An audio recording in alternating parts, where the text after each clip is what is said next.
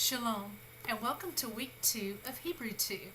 I'm going to go over with you in this video the vocabulary found in chapter 19 and give you the instructions that you'll need to begin your Psalm 23 exegesis and translation project. Let me also offer to you as a reminder, these videos are not optional.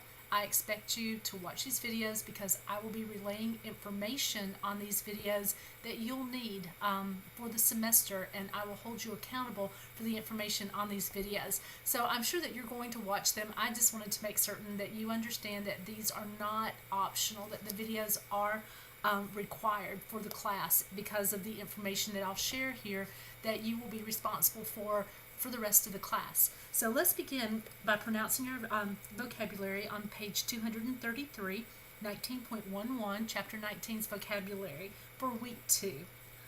Batach, to trust, to be confident, to rely.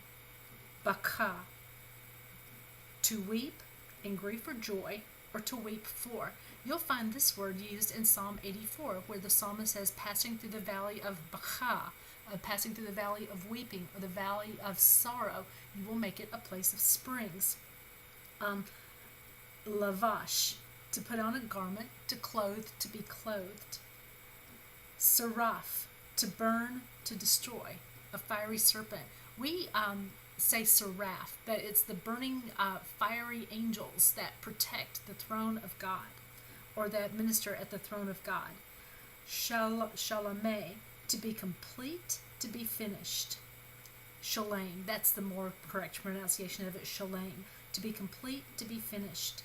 Door, generation. Hutz, outside or street. Melakah, work, occupation, service. Par, bull, ox, steer. Pethach, opening, entrance, doorway. Rove, multitude, abundance, greatness. And your final word, safa, lip, language, edge, or shore. Now, I have put together instructions for your Psalm 23 translation exegesis project, and you'll find that under lessons, and it'll be designated as your exegesis translation project. What you'll find that these are going to be this is what you're going to turn in for translation, and these are in PDF format, so you should be able to pull these up easily. These are parsing charts. I'm going to try to get that close enough for you to see. Here, let me make my screen bigger. There we go. You'll be able to print these up. This is Psalm 23, verse 1. The first word that we see here is mitzmar. Mitzmar, la David, Yakve, Roe, Lo, Exar. And what you'll do, in the first column, you have prefix, and I've added suffix in there. If your word is prefixed or suffixed, and I'm only going to ask you to do this for the verbs. If your verb is prefixed or suffixed, I'm going to ask you to identify that, to give me the stem, cow, nefal, hefal, pual, so on and so forth, the tense, the person, gender, number, the root, and then the translation. Now, if we were actually working on this, what it would look like would be something like this. This is a completed one, so I'm doing verse 1 for you. Mitzmar is a psalm, la David, of David. Yakve, Yahweh, Roi, is my shepherd. And is my shepherd, it has a suffix of a first common singular. It's a cow participle, masculine singular, and the root word is resh ayin he. A psalm of David, Yahweh, and the is implied, my shepherd. Then you have the particle of negation, lo, exar. Exar is going to be translated as a cow, imperfect, first common singular, from het samic resh, and it's I will lack. So you would translate Psalm 23 verse 1, a psalm of David, Yahweh is my shepherd, I will not lack. And so that's actually your first verse already done for you. So you will do this for every verse of Psalm 23, which is not very many.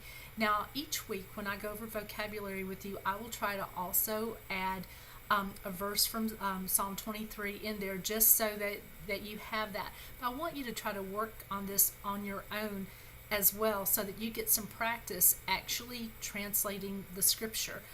Psalm 23 is pretty direct. Most of the verbs are going to be cows of some form, but remember, 70% of all verbs in Hebrew are cow. And the ones that are not cow, I will definitely help you with those as we come to them. So you're going to translate Psalm 23. You'll have your parsing sheets posted up in lessons on Populi. Also, the instructions for doing the exegetical portion is there as well.